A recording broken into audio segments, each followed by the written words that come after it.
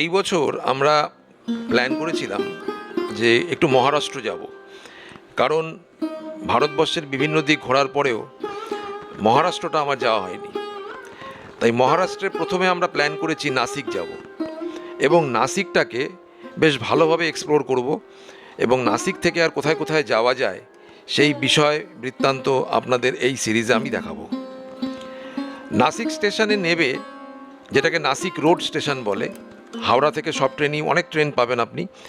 নাসিক রোডে নামার পরে আপনি সেখানে একটা হোটেল নিতে পারেন, লোকাল হোটেল, অথবা যদি মনে করেন যে সকালের দিকে নেমেছেন তাহলে সেখান থেকে 20 থেকে 30 কিলোমিটারের মধ্যেই আপনি পেয়ে যাবেন ত্রম্বকেশ্বর মন্দির। যে 12টা জ্যোতির্লিঙ্গ আছে সেই 12টা জ্যোতির্লিঙ্গের মধ্যে একটি হচ্ছে এই ত্রম্বকেশ্বর। ত্রম্বকেশ্বরের মন্দিরের বিস্তারিত আমি একটু পরে আসছি। যাওয়ার পথে আমরা পেয়েছিলাম এই খাবারের জায়গাটা, এবং এখানে আমরা ধোসা, ইডলি এবং বিভিন্ন রকমের সাউথ ইন্ডিয়ান ডিশও ছিল এবং নর্থ ইন্ডিয়ানও বেশ কিছু খাবার এখানে পাওয়া গেছে। বেশ ভালো একটা রেস্টুরেন্ট, খুব বড় একটা জায়গার মধ্যে প্রায় 4-5টা রেস্টুরেন্ট একই জায়গায়, একটু অদ্ভুত রকমের লাগলো আমার, কিন্তু বেশ একটা পার্কের মতন একটা ফিলিংস পেলাম, বা যেটাকে আপনারা ফুড পার্ক বলেন সেরকম ধরনের একটা ফিলিংস আছে, অনেকগুলো রেস্টুরেন্ট এক জায়গায়। তো এখানে একটু হালকা করে আপনারা ব্রেকফাস্ট করে নিতে পারেন, এবং ব্রেকফাস্ট করে এখান থেকে আর 10 কিলোমিটার গেলেই হচ্ছে ত্রম্বকেশ্বর মন্দির।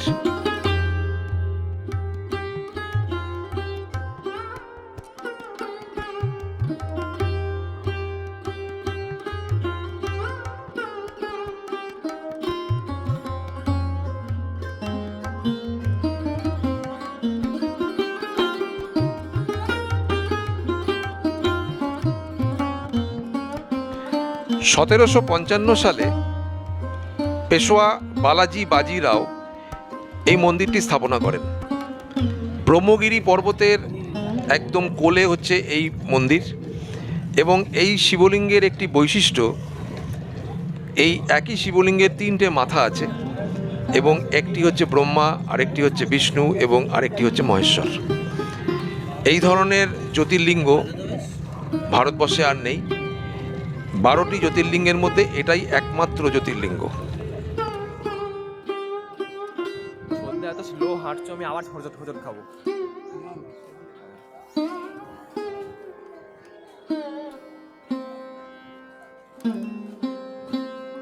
মন্দিরটি সম্পূর্ণ ব্ল্যাক স্টোন দিয়ে তৈরি, এবং এই মন্দিরে আমরা পৌঁছে আমরা বিভিন্ন দিকে বিভ্রান্ত হয়ে ঘোরাঘুরি করছিলাম। তার একটা কারণ হচ্ছে আমরা ভাষার একটা সমস্যা, হিন্দি ভাষাটা কম বলছিল সবাই, বেশিরভাগই মারাঠি ভাষায় কথাবার্তা বলছিল, এবং একটু প্রবলেম হচ্ছিল আমাদের কোন জায়গা থেকে লাইনটা শুরু হয়েছে, কোথা থেকে লাইন দেব, কোথা দিয়ে মন্দিরে ঢুকবো, এটা বুঝে উঠতেই আমাদের প্রায় আধ ঘন্টা সময় চলে গেল। তারপরে একটা লাইনের পেছনে গিয়ে দাঁড়ালাম, এবং লাইনটাতে দাঁড়ানোর পরে বেশ কিছুটা হেঁটে এগিয়ে যাওয়ার পরে জানতে পারলাম যে ওটা হচ্ছে ভিআইপি পাস নেওয়ার লাইন। এবং ভিআইপি পাস নেওয়ার পরে যে লাইনটা চোখে পড়ল সেটা হচ্ছে প্রায় 1-1.5 হাজার লোকের পেছনে দাঁড়াতে হবে ভিআইপি লাইনেই। তাহলে এবার জেনারেল লাইনটা কত বড় চিন্তা করুন।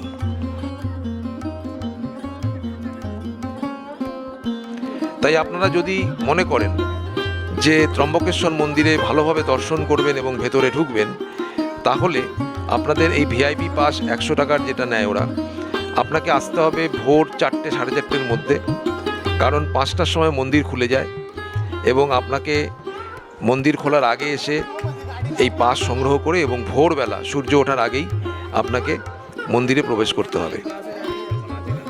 তাহলে অন্তত 2 ঘন্টার মধ্যে আপনি আশা করা যায় যে ত্রম্বকেশ্বর দর্শন করতে পারবেন। যদি কোনো অকেশনাল ডেটে আসেন, বা যেরকম আমরা পুজোর ছুটিতে গেছিলাম, এই সময় প্রচণ্ড ভিড় হয়। সবাই হারিয়ে গেছে।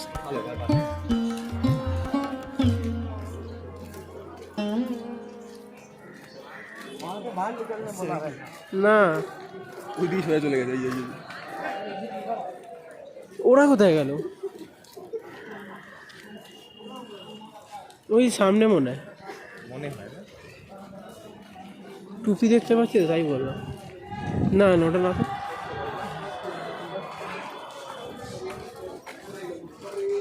কিন্তু যদি আপনি অন্য সময় যান কীরকম ভিড় হয় বলতে পারবো না, তবে যে কোনো অকেশনাল ডেটে কিন্তু দর্শন পাওয়া ভীষণ দুষ্কর।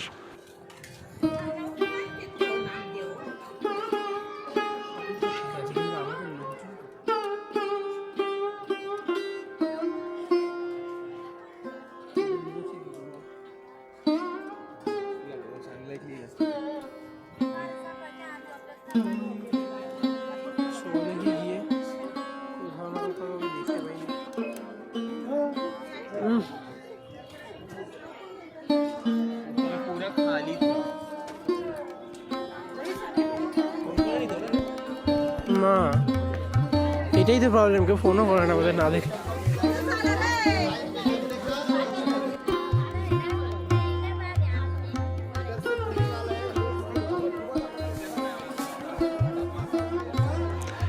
বাইরে একটি জায়েন্ট স্ক্রিন, সেই জায়েন্ট স্ক্রিনে আমরা দাঁড়িয়ে দেখলাম প্রথম দিন, এবং বুঝতেই পেরেছিলাম যে সেদিনকে আর দর্শন করা যাবে না, কারণ আমরা পৌঁছেছিলাম প্রায় সকাল 11টার সময়, এবং তখন যদি আমরা লাইন দিই তাহলে আর আমরা মন্দিরের ভেতরে গিয়ে আর প্রবেশ করতে পারবো না।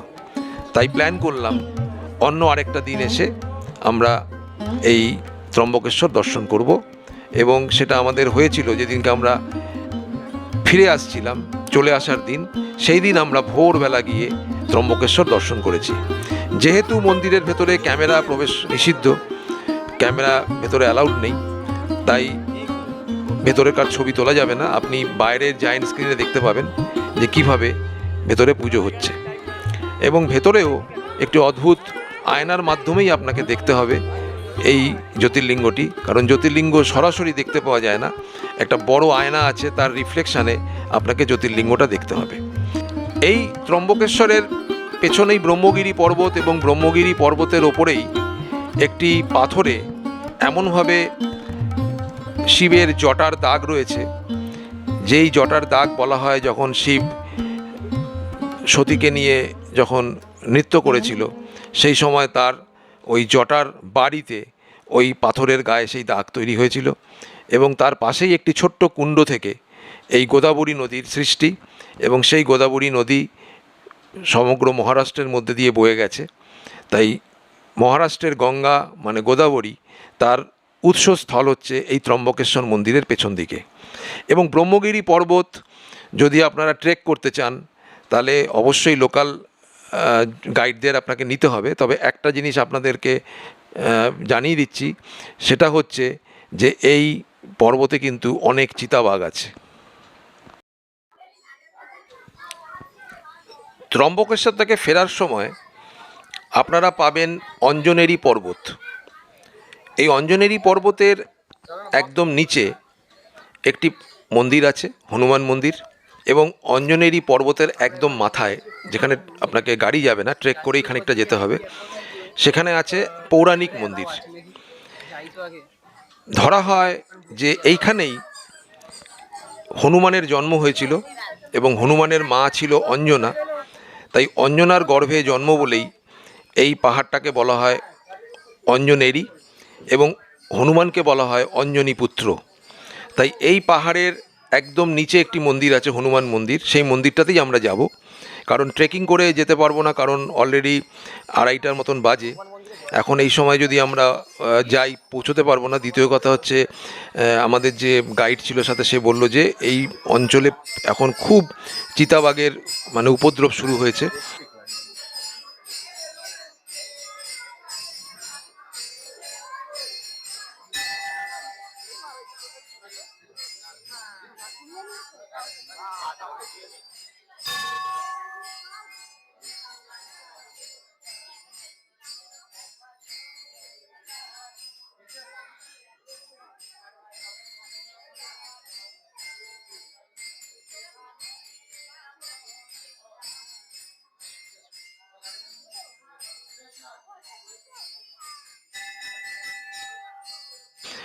এই লোকাল গ্রাম থেকে অনেক বাচ্চাকেও নাকি তুলে নিয়ে গেছে, তো সেই কারণে আমরা কোনো রিস্ক নিচ্ছি না। কারণ যদি আমরা পৌঁছাও, মানে ওখানে যদি ট্রেকিং করে পৌঁছতে পারি, ফিরতে ফিরতে আমাদের সন্ধে হয়ে যাবে, যেটা খুব রিস্কের ব্যাপার। তাই আমরা পাহাড়ের উপরে উঠছি না, আমরা পাহাড়ের নিচে যে মন্দিরটি আছে সেই মন্দিরটি আমরা এখন দর্শন করছি।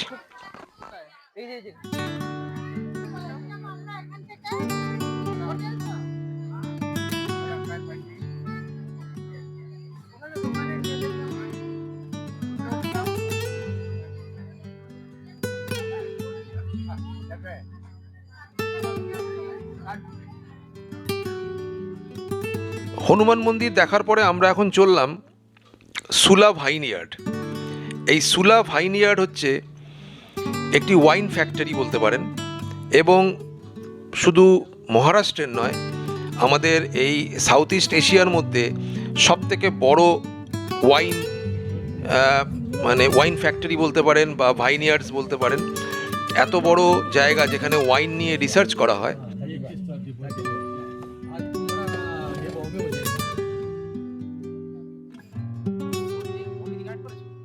ভারতবর্ষের সবথেকে বড় এটি ওয়াইন ফ্যাক্টরি।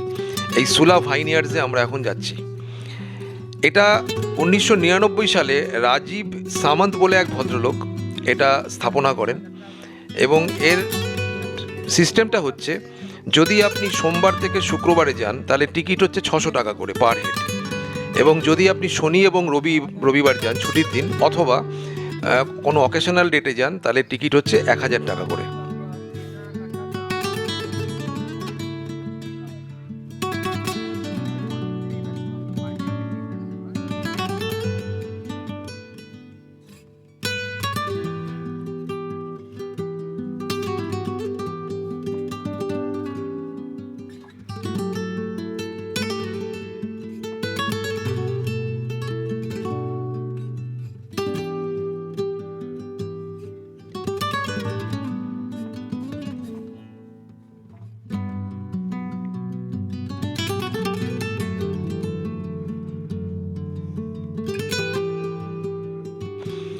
আপনি এই যে 1000 টাকা দিয়ে যেটা আপনি কাটবেন বা 600 টাকা দিয়ে যেটা কাটবেন, আপনি সেখানে ভেতরে কিন্তু এটা রিফান্ডেবল কীভাবে? আপনি ভেতরে গিয়ে ওই টাকার বিনিময়ে আপনি ওয়াইন কিনতে পারেন। স্ট্রং এবং লাইট সব রকমের ওয়াইন ওখানে পাওয়া যায়।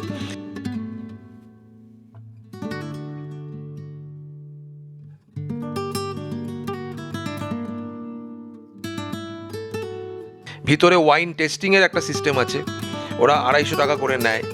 সেটা হচ্ছে ওয়াইন টেস্টিং হয়, আপনি ইচ্ছা করলে ওখানে ওয়াইন টেস্ট করতে পারেন।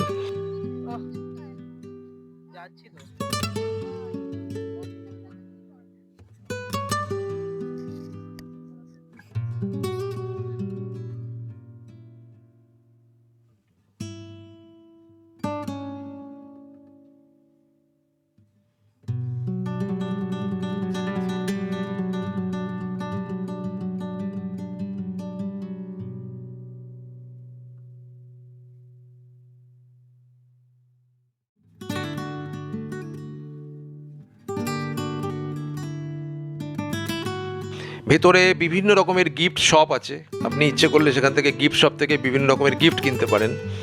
এবং খাবারের স্টল আছে, তবে খাবারের স্টলগুলো একটু কস্টলি। তবে বিভিন্ন রকমের খাবার পাওয়া যায়, সাউথ ইন্ডিয়ান, নর্থ ইন্ডিয়ান, এবং আমাদের কলকাতার ফুচকাও ওখানে পাওয়া যায়, কিন্তু সেগুলো একটু দামি। তবে যদি আপনি মনে করেন যে কিছুটা আপনি খাবেন কিছু টাকা দিয়ে, আপনি সেটাও কিন্তু ওখানে অ্যাডজাস্ট করতে পারেন। তাই 1000 টাকার টিকিট হোক বা 600 টাকার টিকিট হোক, পুরোটাই আপনি ভেতরে গিয়ে ইউটিলাইজ করতে পারবেন।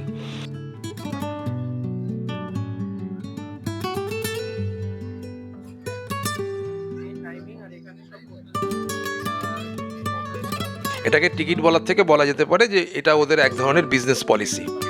তো আমার ব্যক্তিগতভাবে যদি আপনি আমাকে বলেন যে সুলা ভাইনইয়ার্ডস আমার কেমন লেগেছে, আমার খুব মিশ্র লেগেছে। খুব যে বিশাল ভালো লেগেছে এরকমও নয়, কারণ যে সময় গেছি আঙুর, খুব ছোট ছোট আঙুর ছিল সেই সময়। আঙুর কোন সময় বড় হয় আমাকে ওরা ঠিক বলতে পারলো না। মানে ভাষাতেও একটা প্রবলেম হচ্ছে, সবাই ওরা ওখানকার লোকাল যারা ওই ভাইনইয়ার্ডসে কাজ করে বেশিরভাগই মারাঠি। আর আমরা খুব একটা মানে সেই সময় আঙুর খুব একটা দেখতে পাইনি, খুব ছোট ছোট আঙুর ছিল গাছে। এবং সেই সময় ভিতরে এত বেশি লোকজন ছিল যে একটু খোলাখুলি কথা বলবো সেটাও সুযোগ সেরকমভাবে পাইনি। প্রচুর লোকজন ছিল, ভিড় বেশি ছিল অকেশনাল ডেট বলে। তাই আপনারা চেষ্টা করবেন যদি আপনারা অকেশনাল ডেট এড়িয়ে যদি যেতে পারেন, আমার মনে হয় অনেক বেশি এনজয় করতে পারবেন ভেতরে।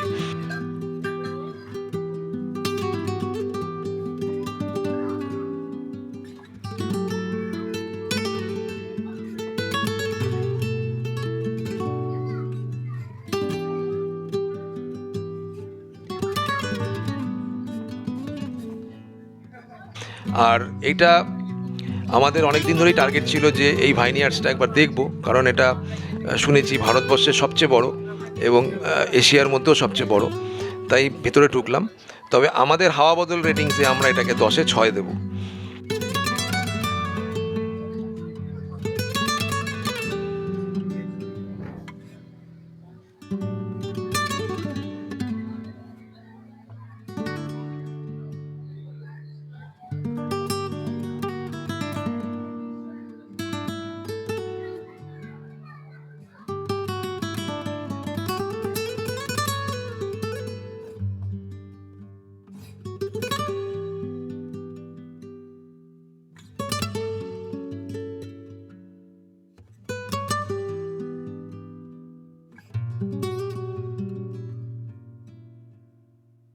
তাই নাসিকে প্রথম দিন আমাদের ঘোরা এখানেই মোটামুটি শেষ। এখন আমরা হোটেলে ফিরছি। হোটেলের রিভিউ আপনাদের পরে একদিন দেব। একটা ভালো হোটেল আমি খুঁজে পেয়েছিলাম, স্টেশন থেকে আধ ঘন্টার ডিস্টেন্সে যেতে হয়, তো সেই কারণে হোটেলের রিভিউটা আমি আপনাদের নেক্সট ভিডিওতে দেব। তাই সবাই ভালো থাকুন, সুস্থ থাকুন, আমাদের সঙ্গে এই মহারাষ্ট্রের নাসিক ট্যুরে জুড়ে থাকুন। ধন্যবাদ।